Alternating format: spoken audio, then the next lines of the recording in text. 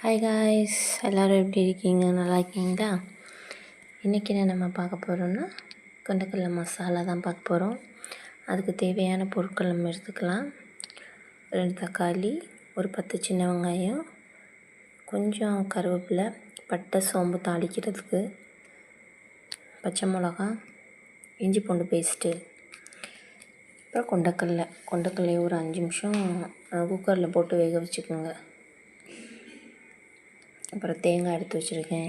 தேங்காயில் என்ன போட்டிருக்கேன்னா, மசாலாவுக்கு தேங்காய், மிளகு, சோம்பு, ஒரு வெள்ளைப்பூடு, இது மட்டும் தான் போட்டிருக்கேன். ஃபஸ்ட்டு சட்டி காஞ்சிக்கட்டும். பாத்திரம் காஞ்சதுக்கப்புறம் எண்ணெய் ஊற்றிக்கலாம். எண்ணெய் நல்லா காயட்டும். நல்லா காஞ்சதுக்கப்புறம்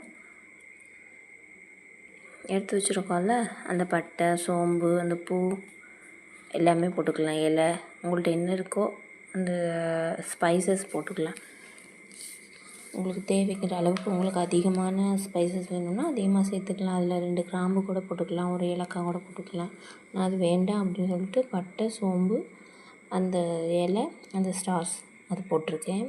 நல்லா பொன்னிறமாக வரட்டும். அதுக்கப்புறம் நம்ம வெங்காயத்தை நறுக்கி வச்சுருக்கோம்ல குட்டி குட்டியாக, அந்த வெங்காயத்தையே போட்டு நல்லா பொன்னிறமாக வறுத்துக்குவோம்.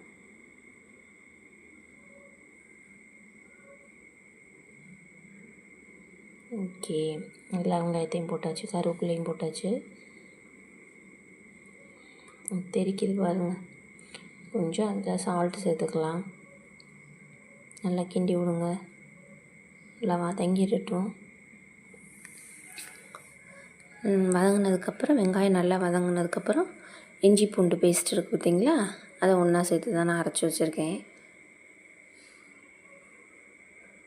அதையும் நல்லா போட்டு நல்லா வதக்கிடலாம்.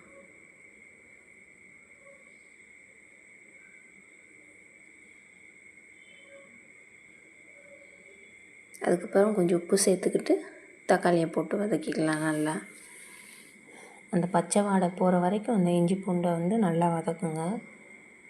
அப்புறம் நம்ம நறுக்கி வச்சுருக்க அந்த 2 தக்காளி பழமாக போட்டுக்கோங்க. அப்போ தான் டேஸ்ட்டாக இருக்கும். 2 பச்சை மிளகா மட்டும் சேர்த்துக்குங்க. அதை பிச்சு போட்டுக்குங்க. கீரி போட்டுக்கோங்கன்னா சும்மா வாசனைக்கு தான். எந்த ஒரு நான்வெஜ்லேயும் பச்சை மிளகா போட்டால் நல்லா வாசமாக இருக்கும். கறி குழம்பு, மீன் குழம்பு, மட்டனு, சிக்கனு, முட்டை எல்லாத்துலேயுமே போட்டிங்கன்னா அந்த பச்சை மிளகா ஒரு டேஸ்ட்டுக்கு இருக்கும். அதனால் பேருக்கு 2 சேர்த்துக்கலாம். காரத்துக்கு தான் நம்ம மிளகாத்தூள் சேர்த்துக்க போகிறோம்ல, அதனால் 2 நம்ம போட்டுக்கலாம். நல்லா வதங்கிக்கிட்டு இருக்கு. நான் ஆல்ரெடி உப்பு போட்டிருக்கேன். உங்களுக்கு தேவைன்னா இதில் கொஞ்சம் ஆட் பண்ணிக்கலாம். இல்லைன்னா நம்ம கொண்டக்கடலை போடும்போது ஆட் பண்ணிக்கலாம். நல்லா வதங்கிடுச்சு. அந்த எண்ணெய் பிரிஞ்சு வருது பார்த்திங்களா. இப்போ ஸ்மாஷ் பண்ணி விடுங்க, அப்படியே குத்தி விடுங்க அந்த கரண்டியை வச்சு. நல்லா வதங்கிடும். ஓகே, 1 மினிட் வெயிட் பண்ணுவோம். அதுக்கப்புறம் நம்ம வச்சுருக்கோம்ல மிளகாய்த்தூள், மஞ்சத்தூள், மல்லித்தூள் இதெல்லாம் வச்சுருக்கோம்ல, அதெல்லாம் ஒன்றா சேர்த்து போட்டுடலாம். நல்லா பச்சை வாசனை போகிற வரைக்கும் நல்லா வதக்கிக்கலாம்.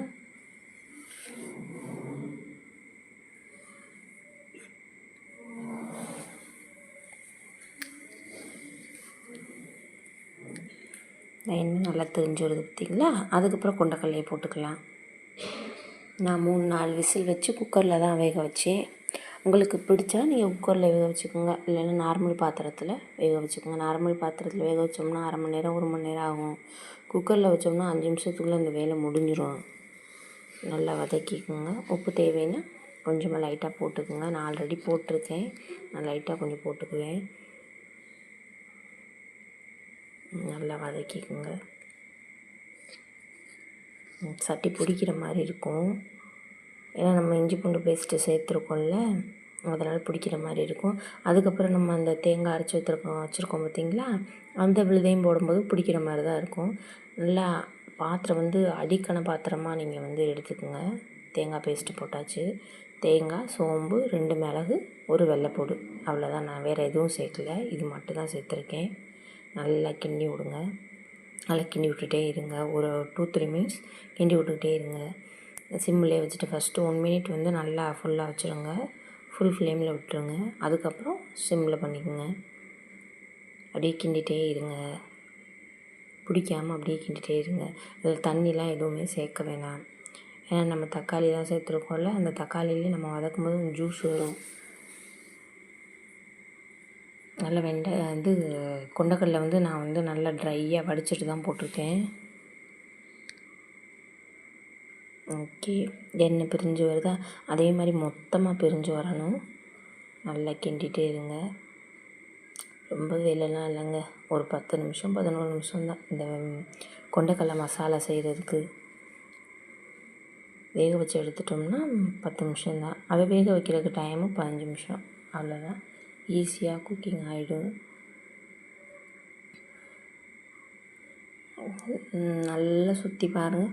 அந்த சுற்றி இந்த சைடு ஃபுல்லாக அந்த எண்ணெய் வந்து வெளியில் வருது பாருங்கள்.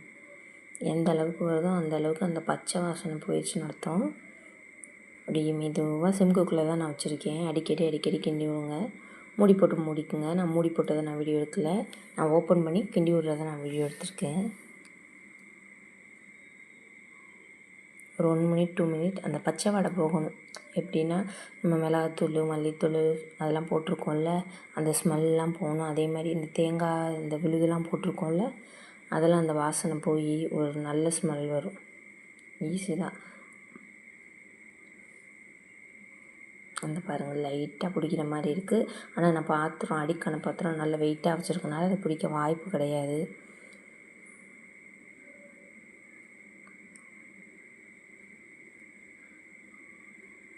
இது நல்லா சப்பாத்திக்கு சாப்பிட்லாம், பரோட்டாவுக்கு சாப்பிட்லாம், ரைஸ்க்கு வச்சு சாப்பிட்லாம், பூரிக்கு வச்சு சாப்பிட்லாம், எல்லாத்துக்குமே வச்சு சாப்பிட்லாம்.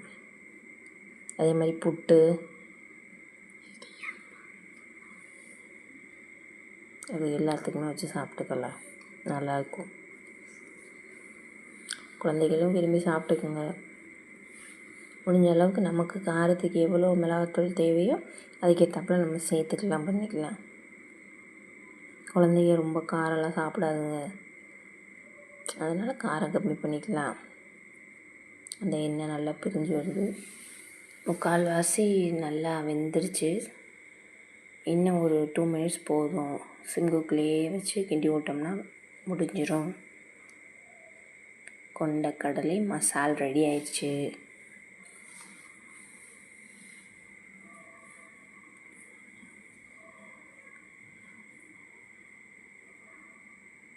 நல்லா கிண்டி விடுங்க. நான் ஸ்டார்டிங்லேருந்தே வீடியோ எடுத்து போட்டுட்ருக்கேன். குக்கரில் கொண்டக்கடலையை போட்டது மட்டும்தான் நான் வீடியோ எடுக்கலை. இது தாளித்ததுலேருந்து கரெக்டாக எனக்கு இது முடிக்கிறதுக்கு 10 நிமிஷம் தான் ஆச்சு. அவ்வளோதான், 10 நிமிஷத்துக்குள்ளே கொண்டக்கடலை மசாலா ரெடி ஆயிடுச்சு.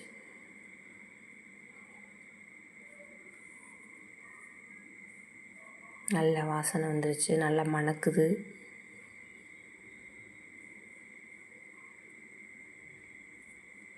பார்க்கும்போது கலர்ஃபுல்லாக இருக்குல்ல.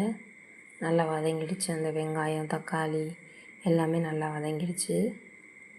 கடைசியில் நீங்கள் இறக்கும்போது என்ன பண்ணுறீங்கன்னா, மல்லி இருக்குல்ல, கொத்தமல்லி தழை, அதை கொஞ்சம் வாசனைக்கு பிச்சு போட்டால் அது நல்லாயிருக்கும். ஆக்சுவலி கொத்தமல்லி தழை வந்து நம்ம பச்சையாகவே சாப்பிட்லாம், உடம்புக்கு ரொம்ப ஆரோக்கியம். நம்ம உடம்புல வந்து கல்லீரல் பிரச்சனைகள்லாம் அது வந்து சரி செய்யும். கொத்தமல்லி முடிஞ்ச அளவு கொத்தமல்லி கீரைகள், கொத்தமல்லி துவையை, அதே மாதிரி வல்லாரைக்கீரை அதெல்லாம் குழந்தைகளுக்கு நிறைய கொடுக்கலாம். புதினா. ஓகே, ரெடி ஆயிடுச்சு. அவ்வளோதான், நல்லா ட்ரை ஆயிரும், நல்லா இன்னும் சுண்டிடும். Okay guys, thank you. சப்ஸ்கிரைப் பண்ணுங்கள், வீடியோ ஷேர் பண்ணுங்கள், லைக் பண்ணுங்கள். Thank you guys.